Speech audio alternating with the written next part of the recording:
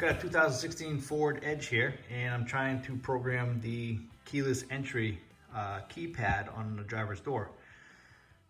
From the factory, you're supposed to have a key code, and this one we purchased used, and we didn't have the key code. So called the dealership. They told me I had to make an appointment, and they would extract it from the computer. Well, with a little research online, I found that you can just remove the fuse box on the inside of the car, or just move it out of the way, and you can find the code back there. So what I did, I jumped in the car. The fuse box is on the driver's side, and let's see, there's your fuse box right there. See that 10mm nut right there? Get it? You're gonna have that's your top. That's your fuse box right there. It's right at the bottom of the fuse box.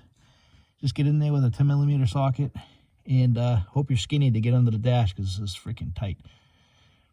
Got my little mirror set up there, and as you can see, I don't know if you can see that back there. And it's real easy to get to. I can tell you. See the code, the sticker right back there on the fuse box? That's where your key code is. And that's all you have to do is get the key code off there. It's a 5-digit number. And then put it. If you look in your owner's manual, it'll tell you to put that key code in, and then push the 1-2 button, and it will accept the new code.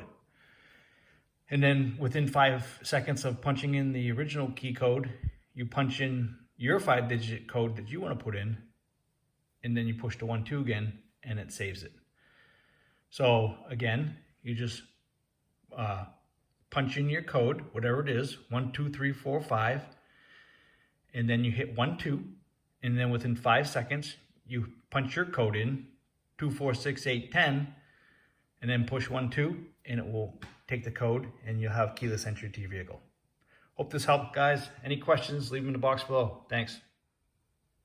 Oh, one other thing, guys. If you like my videos, and you like this video, give me a thumbs up and subscribe, okay? I'd really appreciate it. Thanks, guys.